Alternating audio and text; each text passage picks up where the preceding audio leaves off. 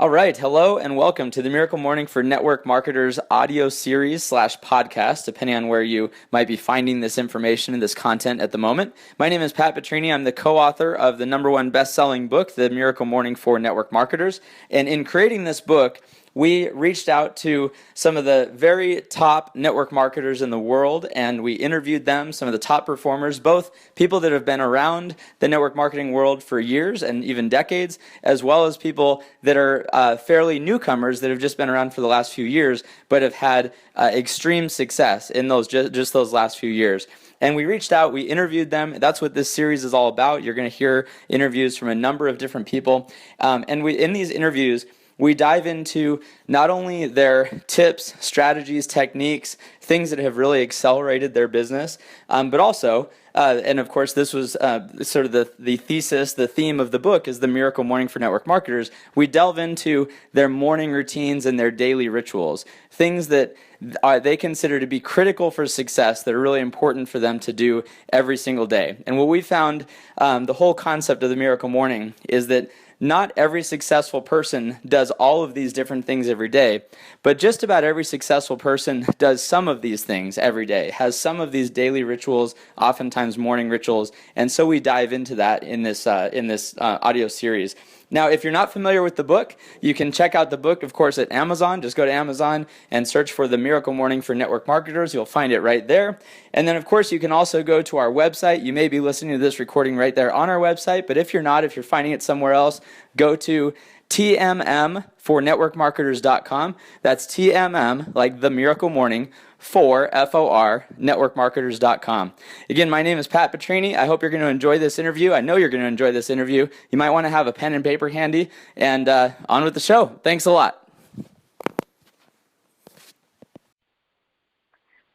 All right, well, welcome everybody. This is Pat Petrini here. I'm very excited to have you wherever you may be finding this interview, this recording, whether you're listening to the Miracle Morning for Network Marketers podcast or you're tuning in our website that you probably found through finding the Miracle Morning for Network Marketers book.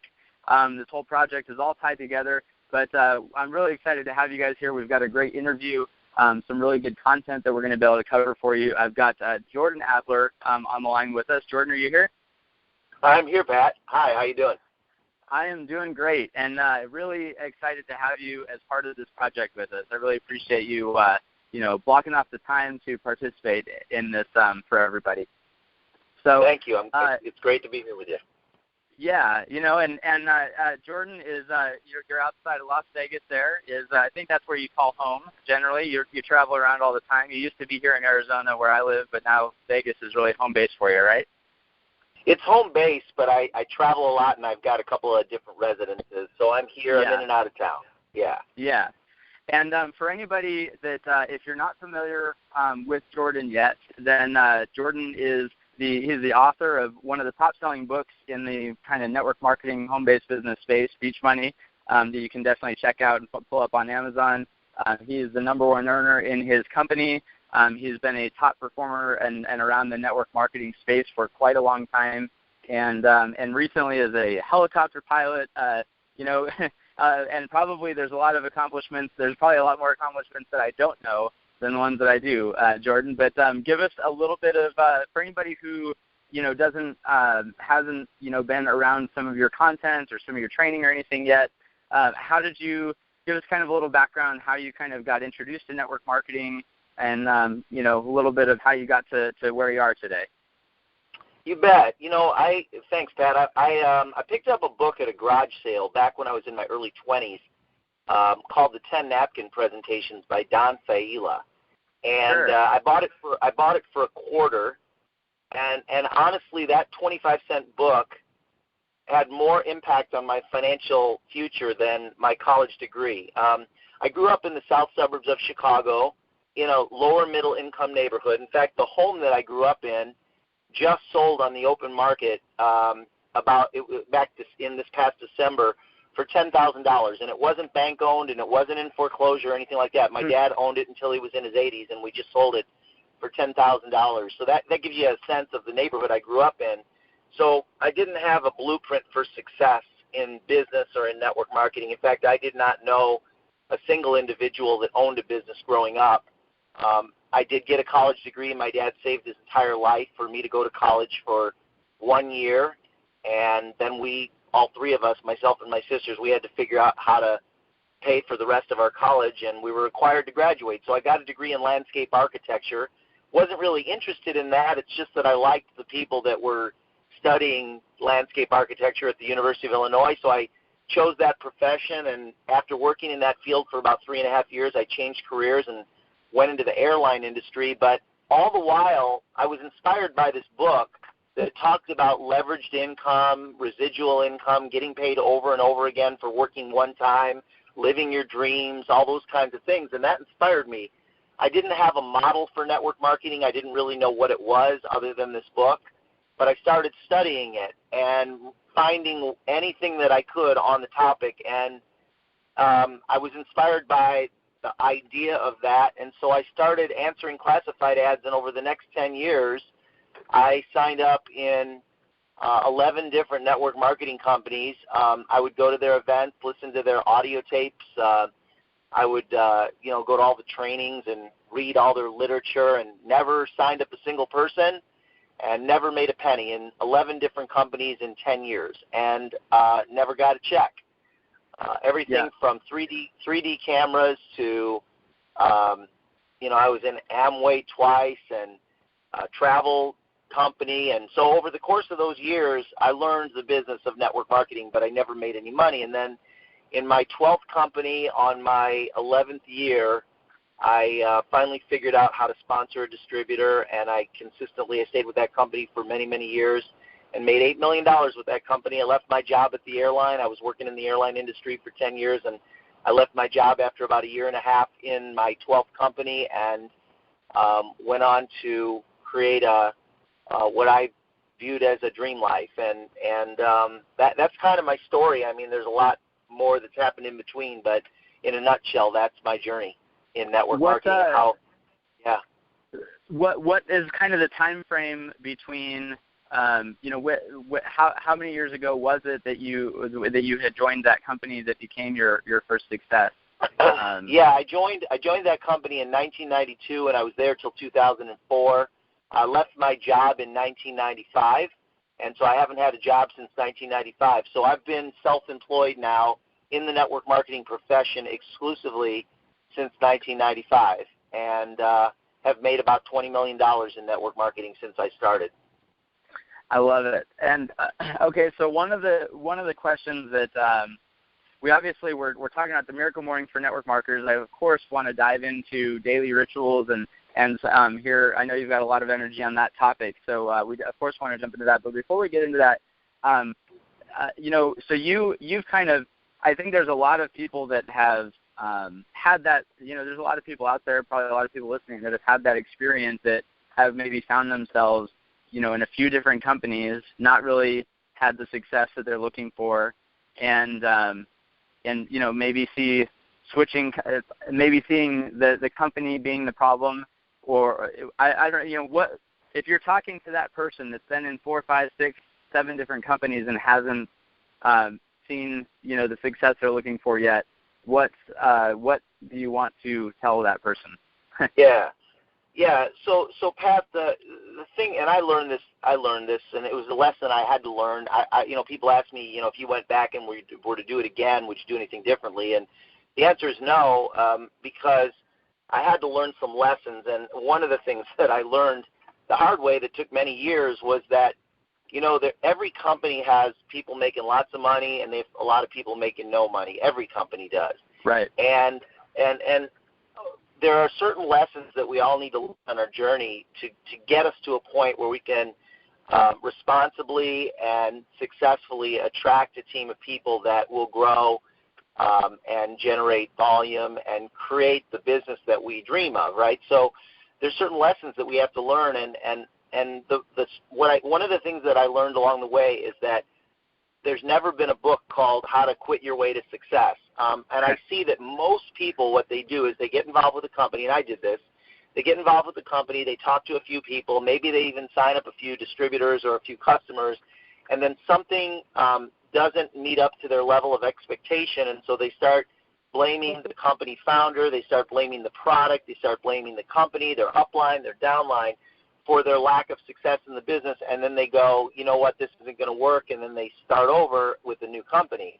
And I did that for years, and I never got a check. I mean, but I was blaming everything and everyone, the environment, the marketplace, the product, my upline, and I wasn't taking responsibility. You know, maybe it was just that I didn't have the skills yet for sharing the business opportunity or the mindset for staying focused. You know, so much of it is just staying focused long enough for some good things to happen, because, you know, I found that if you share the business with, for example, if you share the business with 5 people a week, 1 person a day, 5 days a week, and you do that every single week, you're going to attract a couple people a month that want to do the business with you. And if you keep doing that, if you run out of people, then you got to figure out ways to meet new people. But if you keep doing that every single week, and you do that for 2 to 3 years, you can't help but win if you teach that.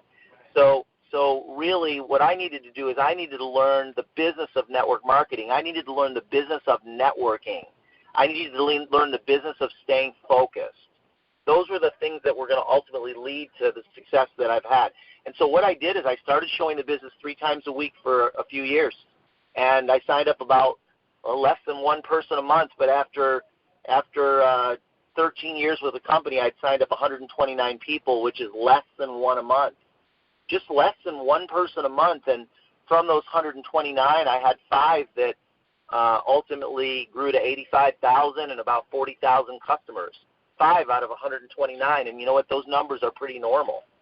Those are. I love that so much because that, you know, so 3 presentations a week, sign up less than 1 person a month, do that for how many years did you say? Well, I was with that company for 13 years. 13 years, and I love that though, because you're absolutely right. That's the same story that everybody. I mean, the time frames are different, the quantity is different, but everybody, it's always the same story across the board, right? Every top earner has it. All their money comes from 3 to 5 key people, and so That's right. Plugging away long enough to find those 3 to 5 key people, and that was your formula of just plugging away, and you found those 3 to 5 key people, and it set you free. I absolutely love that. That's awesome. Yeah. Sorry, I feel like I cut you off. Continue. No, that's really it. I was just going to say that, you know, you could talk to the top 100 people in network marketing, and just like you say, they all have pretty much the same story on a different stage. And the story is that they personally signed up over a long period of time. They personally signed up 100 people, and from those 100 people, virtually all their income, I mean, most of their income comes from 2 to 5 people. I mean, the number one earner in one of the largest skincare network marketing companies has been with her company for 24 years. She signed up over 200 people, and 99% of her income comes from 2 organizations under those 200 plus people that she's brought into the business. 2. Yep. Yeah. Yeah, I absolutely. I don't know that I've ever even met anybody who has like 8, you know, key groups or 10 key groups. I mean, it's always said 80% of their income comes from 3, 5, maybe 6 on the high side or whatever. So I love that. So okay, I'm interested in, and you know, kind of just because I totally agree with everything that you're saying, in that most people we have this grass is greener effect, you know, right? We, rather than, like Jim Rohn says, rather than, you know, working on ourselves, becoming somebody that is worth making $1 million, we instead are kind of, it's easier to be like, well, this company probably sucks, and we jump to another place, and that is an easy tendency. But I'm interested in your thoughts, just throwing this out for, and again, just I'm interested, you might disagree with this, but I had a mentor one time that said, he said that if I'm growing, or if you're growing and I'm not, then it's my fault, because I can learn from you. I can do what you do and get your results.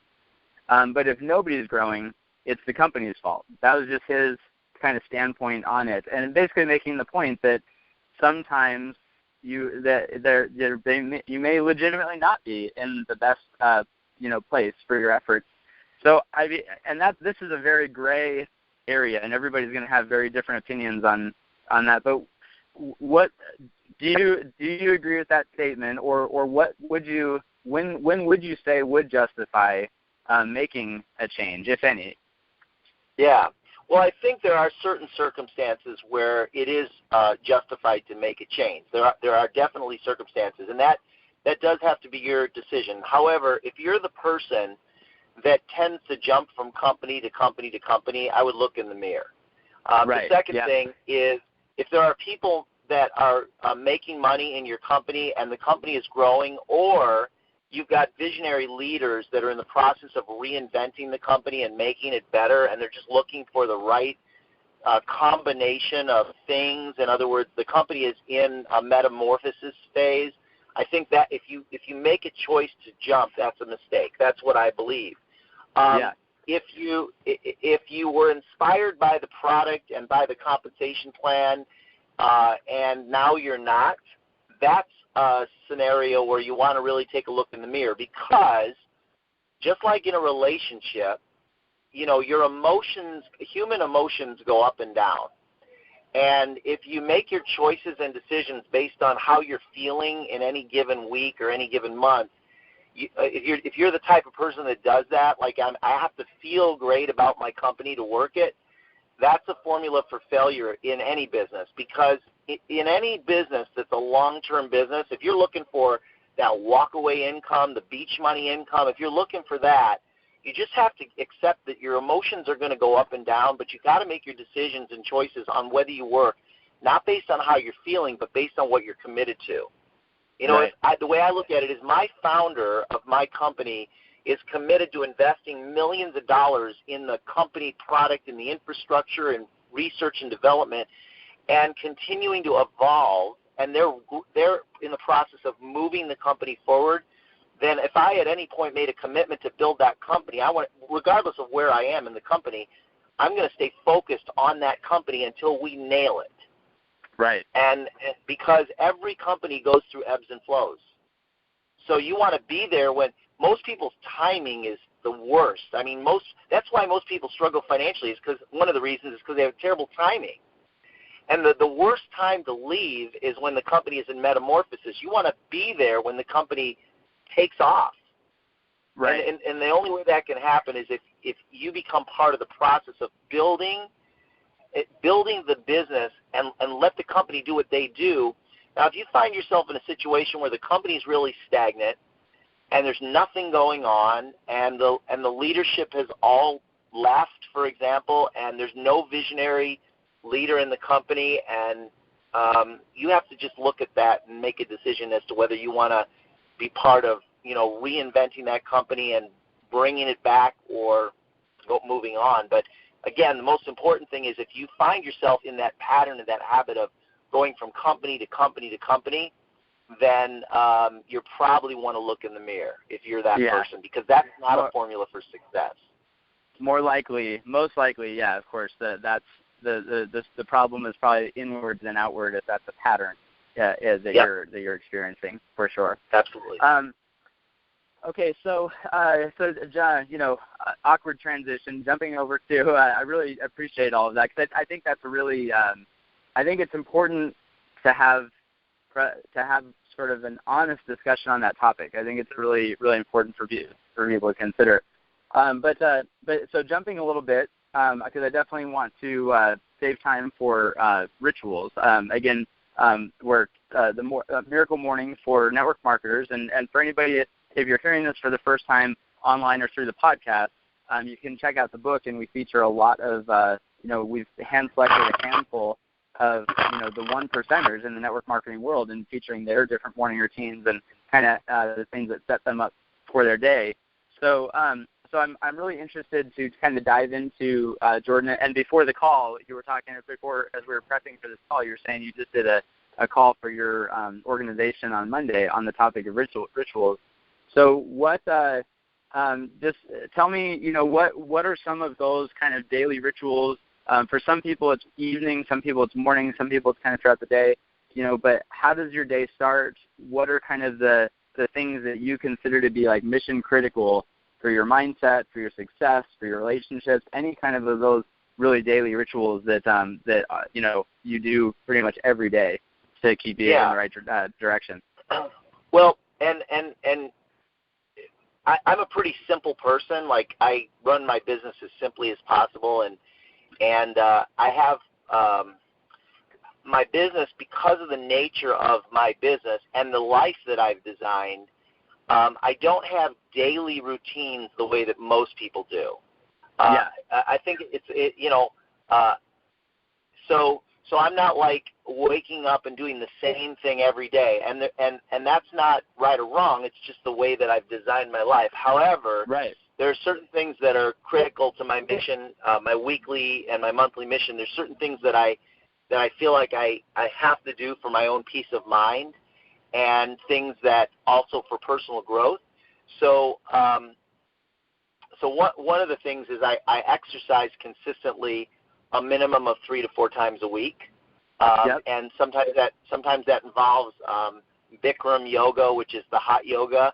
I used to run every day, and I've run for 40 years, and it destroyed my knees, and I have not had surgery. I really need surgery, but instead I started doing yoga. So I do yoga 2 or 3 times a week, and I like to sweat, and it's cleansing, and so that's part of my weekly routine.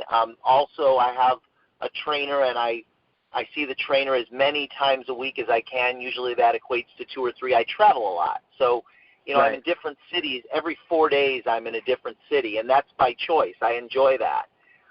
So sometimes I'm working out in a hotel room, but I crave that. I crave that physical activity, and I've been doing that all my life, and I think it's important. It's important to feel healthy and be healthy.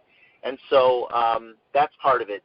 The other is I do I've got multiple residences, and in every residence I've got I've got books, lots of personal development books, and they're in my they're in my bag that I carry around. They're in my they're at my bedside. They're on the couch in the living room. They're in my bookshelf, and I'm always every day I'm spending anywhere from 20 minutes to an hour in a personal development book.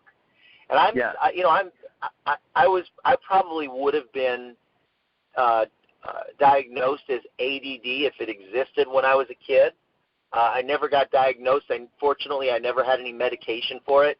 But it's hard for me to stay in a book for more than a short period of time. So, I pick up little bits and pieces, but I do that as part of a ritual where every day I'm picking up a book and spending some time in it. Sometimes it's personal reading and sometimes it's business reading, but I do that. And I also like to so I've always got a few books going.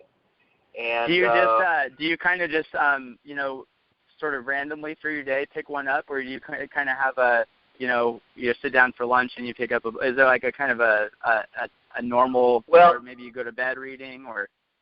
Yeah, it's by my bedside, and so I'm usually reading. Like right now, I'm reading The Power of Habits, and it's a great book. I'm reading that right now. I have that in my bag, and so when I'm on I usually spend an hour when I'm on an airplane, which is once a week. I'm on an airplane going somewhere. I went round trip to Phoenix yesterday, and it was an hour there and an hour back, and I probably spent 45 minutes reading on the plane, and the rest of the time sleeping.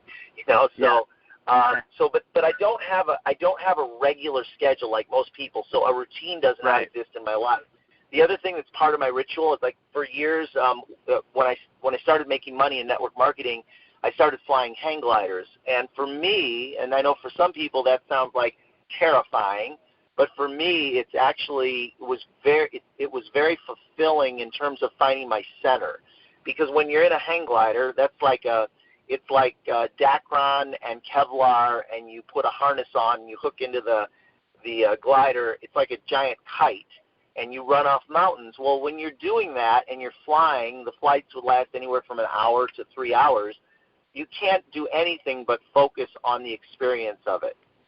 It's not like you can be thinking about other things, and it really puts everything into perspective. So for me, the whole process from getting to the site, the camping, the running off mountains, flying with the birds, all those kinds of things was very centering to me.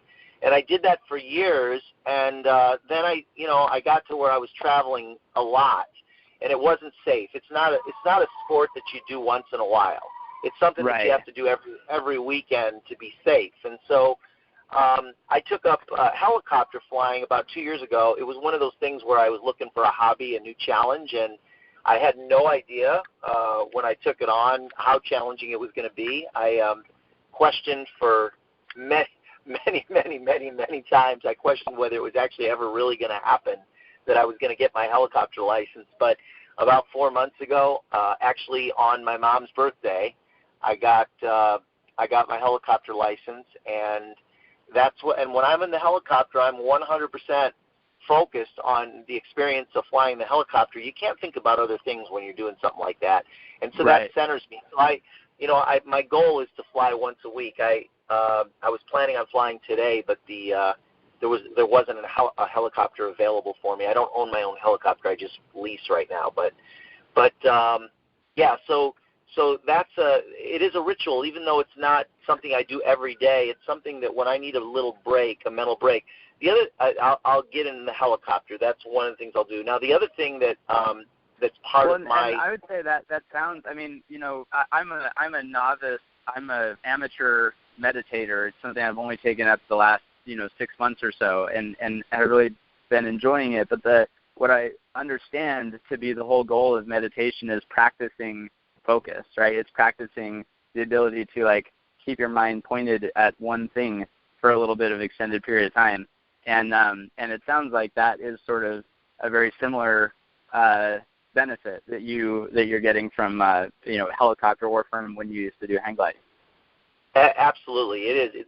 It's laser focus, and when you land the helicopter and you shut everything down, you really become present to the experience of how focused you were for the past hour on every single moment that you're in the helicopter. There's really not a time where you let go of that. It's just you really have to. Yeah, right. So focused in the moment and focused in the experience of it. So yeah. So then the other thing is one of my dreams when I got involved in network marketing was to have multiple places, and I've always been drawn to nature. Like I love the beach, I love the mountains, I love the wilderness, and I've always been drawn to that. And so I wanted to have multiple places where I could bring my friends and also be by myself at times in remote parts of the country that were in nature. So I invested in a group of multi-million-dollar homes it's not a timeshare. It's actually an equity investment in a whole bunch of multi-million-dollar homes that are in the mountains and on the beaches. And so I go there. Sometimes I go with friends. Sometimes I go by myself. But I consider that part of my centering because there are times where, my goal was to take 2 vacations a month. Most people take 1 vacation a year. I want to take 2 vacations a month, and I want to have really cool places where I can take people to do that. And that is part of my centering. I enjoy that. It's something that I really, really love. So I actually have a home that's mine up in the mountains in the canyons up in Nevada, about 40 minutes from the Vegas Strip. There's a peak called Mount Charleston that is at 11,900 feet, and I bought a home at 8,500 feet. It's a wood home in the forest with a fireplace, a stone mantle, and all that, and decks, and so it's about 30 to 40 degrees cooler than Vegas, and I can get there in 40 minutes. And then I've got a home in a ghost town up in Arizona called Jerome, Arizona. I've had that home for about home there for about 15 years. I see you post about Jerome sometimes, and it always cracks me up because you're one of the only humans that I know that knows where Jerome is. I know a few other people, but such an interesting little town. But anyway, go ahead. It's a very eclectic little town with artists and musicians and entrepreneurs and bed and breakfasts and lots of music, and it's a great little town. And I've had a home up there now for about 15 years. And then I also get to the beach. I don't own a place on the beach, but I get to the beach on a regular basis. So that's part of my letting go of the heaviness sometimes of business, because business time can get really intense, and so there's ways that you want to let go of that and be able to really relax and come back down to earth, and so that's the way I do that. So now to get a little bit more specific, I do have a morning ritual. I do love coffee. When my dad used to drink coffee when I was a kid, I was like, why would anybody ever drink that brown stuff? It sounds gross. But now it's like I enjoy waking up in the mountains and the forest and making a cup of coffee and sitting out on the deck and just enjoying the birds and the pine trees and the fresh air and all that. I love that. Yep. Do you when you're out there enjoying your coffee, do you make any point to turn off the phone, avoid email, avoid anything, or are you kind of scrolling through emails? Do you have any intentional things that you do about that? Well, I don't have internet up on the mountain, so I can't really. Perfect. So I don't really do much business when I'm up there. In Jerome, I do, and there's times where I'll go and I'll look through Facebook or something like that. But I don't. Sometimes I'll completely shut down, and then other times I'll stay connected. So I don't have a rule about that or anything. Yeah. Yeah. So this is kind of a out of left field question. I'm just curious. Would you consider yourself to be an introvert or an extrovert? You know what? I am, and I know this is hard for most people to believe. People that see me on Facebook and that see me in action with my business, they think I'm an extrovert, but I'm absolutely an introvert. I mean, the reason that I ask is because I feel in some of the things that you're saying, it's all the stuff that I would love. Time by myself, hang gliding, is like flying, like where you're wonderful alone time. I'm very much an introvert as well, and it's sometimes I've had this conversation with a lot of introverts that think that network marketing is just not a good home for them, because you obviously have to be an extrovert to be successful in network marketing. So that's why I asked you, because I felt like I was kind of picking up on that. So I'd love to hear your thoughts on, your perspective as an entrepreneur, as an introvert in network marketing, kind of how that has worked for you. Yeah, see, I turn it on and turn it off. So I can be very, very social. I love people. Yep. But I am an introvert. Like if I were to label it, and people that really know me, they know me as somebody who's quiet. If I'm in a party where I don't know anybody, I'm the guy in the corner by myself. I'm not the one going out and meeting people and shaking people's hands. Now, if I'm in a business setting, and there's reasons for me to meet other people, I can do it. When I get on an airplane, I don't sit in the center seat so I can talk to the person on the left and the right. I sit in either the window or the aisle, and I go to sleep or I read, and I have my nose buried in a book. I do not really care to talk to people on the airplane. I just want to sleep or read. All right. So but it's absolutely not true. There are a lot of people that are very, very successful in business, traditional business and network marketing, that are, their tendency is to be an introvert.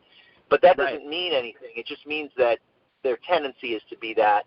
But, I have to put myself in situations where people are going to meet me, and if I have a message to share, it's taken me many, many years to get to this point. I'll tell you something funny, but it took me years to get to this point where I could speak in front of groups and be fairly comfortable. Yesterday, I have a distributor in Florida, and she's doing an event tomorrow, and she asked me yesterday if I would make a little 2-minute video for her. And I know it sounds crazy, but it's just the most uncomfortable thing in the world to me to make a video. And I probably did 25 takes, and I was so frustrated yesterday. I finally just shut the phone off. I was like, I can't do this. And then today I got up this morning and I did another one, and I got through it, and I put together a 2-minute and 52-second video that was so painful. But it's just like it's I don't know why. It's just something that's very challenging for me to talk in a camera. But and it feels the same as talking to a stranger. I don't really do that. But I look to put myself in situations where I know people are going to come up to me and talk to me, because I'm fine if they come to me. It's just I'm not somebody who's going to actively go up to somebody and say hi and, what's your name, Right. Well, I love that, because I feel like I can relate to you so much in everything that you're saying. And I just bring it up because I think that I know that when I was getting kind of my start in sales and then into network marketing, it was definitely being like personal and like you said, public speaking and all that kind of stuff. was well, not so much being personable, but just being outgoing was very much a learned skill. It was very much something that I had to work on when because it was very uncomfortable to me. And I feel similarly that you kind of get to where you work on it, and then you can kind of turn it off and turn it on. But if you turn it on for too long, it really drains you.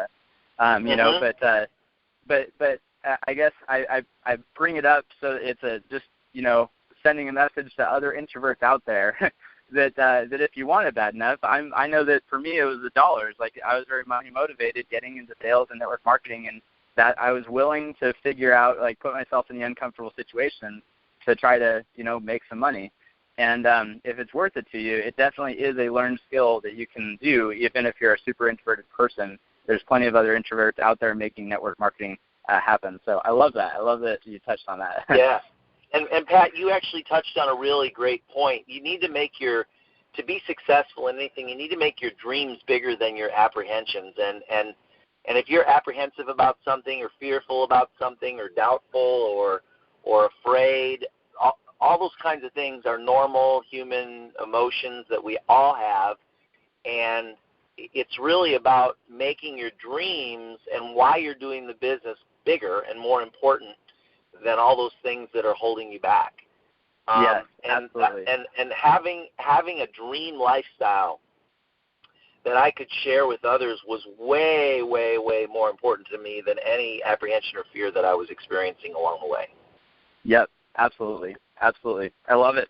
Well, just, you know, wrapping up, I mean, I so appreciate the time that you've spent with us, and I think there's some really, really great content in here for people to dig through. Any final thoughts, anything that I haven't asked you that you'd like to share? Again, probably our audience here is mostly people that are relatively new or in their early stages of success with network marketing. Is probably a large audience, but we'll probably have people of all different stages. But any other things that you'd like to share out or throw out there to anybody that might be listening? Yeah, the only thing I would say is you're in a great profession at a great time. We're in a profession that is in transformation.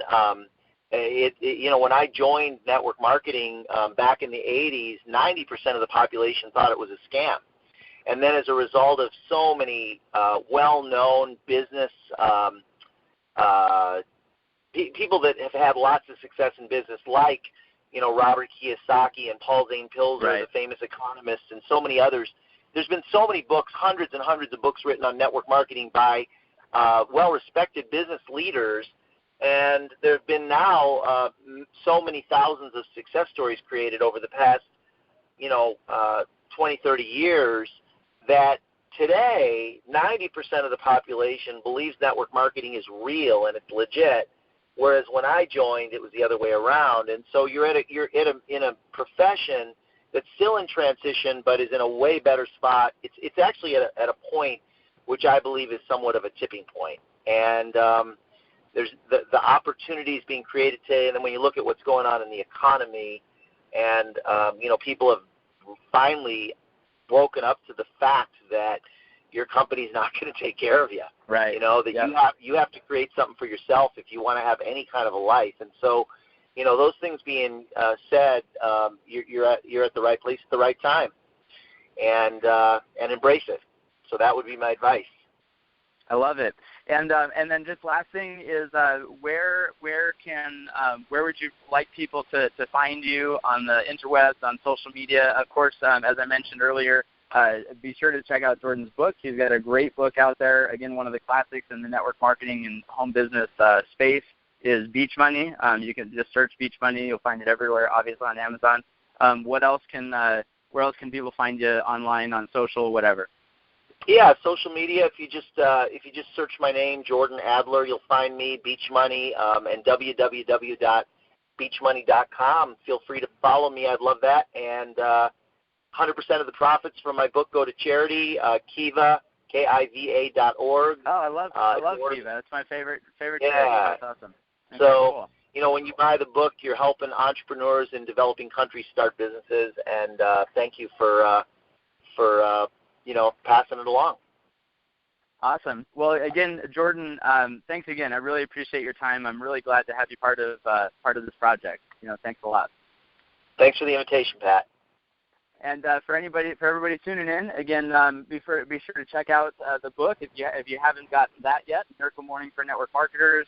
You can find all of our other interviews at Miracle Morning for Network Marketer, the podcast, and then also you can look up our website, which I literally don't know the domain of yet, but it will be posted soon, and probably you'll hear it on the outro of this podcast in just a second here. So anyway, thanks again, Jordan. Thank you, everybody, for tuning in, and we will catch you on the next interview.